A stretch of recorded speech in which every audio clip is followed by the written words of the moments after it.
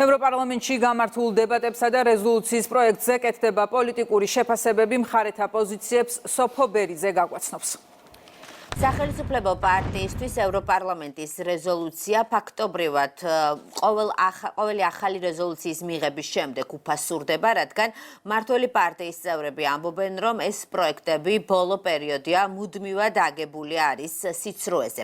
ასე ახლაც ქართული ოცნებისთვის ხელისუფლება საუბრობს იმის შესახებ, რომ რასა იუკნევიჩიანის მიერ დაწერილი პროექტი წარმოსახვითი რეალობის აღქმის მცდელობაა და მცდელობაა იმის, რომ ამ გზით ახალი ხმაური შექმნან საქართველოს ხელისუფლების წინააღმდეგ.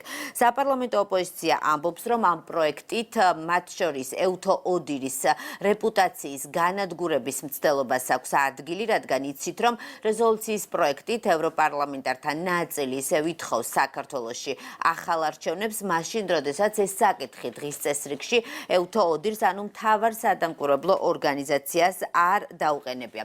ამავე დოკუმენტში საუბარი არის იმის შესახებ, რომ ოპოზიციამ მონაწილეობა უნდა მიიღოს მოახლოებულ თვითმმართველობის არჩევნებში, თუმცა ნაციონალური მოძრაობა ახლა ცდილობს დაგვარწმუნოს, რომ მათ პოლიტიკურ ცხოვრებაში არის ეტაპი, როდესაც გადაწყვეტილებებს თავად იღებენ ამ საკითხზე და არა უცხოელი მეგობრების მითითებით.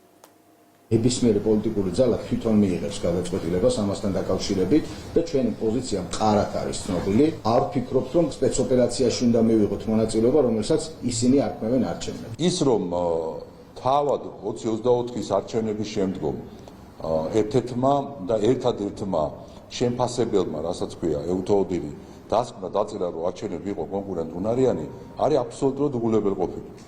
აღარაფერს ვამბობთ იმაზე, რომ მტკიცებულებები უბრალოდ არ არსებობს გაყალბებასთან დაკავშირებით და მაინც რომ წერ რეზოლუციაში ახალ არჩევნებს, უკვე ნიშნავს, რომ ამას არავითარი ფასი აღარ აქვს ამ ტიპის რეზოლუციას. ამ რეზოლუციას არანაირი მნიშვნელობა, სამართლებრივი საფუძველი ან ვალდებულება კომისიისთვის ან სხვისთვის არ არის, მაგრამ რასაც აკეთებენ ხოლმე ხშირად არის ხმაური. შექმნან ხმაური ამ რეზოლუციებით და ამით გააჩინონ რაღაცნაირად, როგორც წეგანახსენე, წარმოსახვითი რეალობის აღქმა გააჩინონ სადმე ან საზოგადოებას ჩვენთან თუ უცხოეთში. მსგავსი ტიპის რეზოლუციებით, რომელიც სავსეა მიკერძოებული მოვლენებით, შეფასებებით, ტყუილებით ხშირად საკუთარი თავის დისკრედიტაციას ახდენენ და ბუნებრივია ამ რეზოლუციის წონა, მნიშვნელობაც რეზოლუციიდან რეზოლუციამდე მცირდება. ტყუილზე წერს ქალბატონი რასა და ამ ყველაფერს ცარიელი დარბაზის პირობებში საკუთარ თავს უყვება.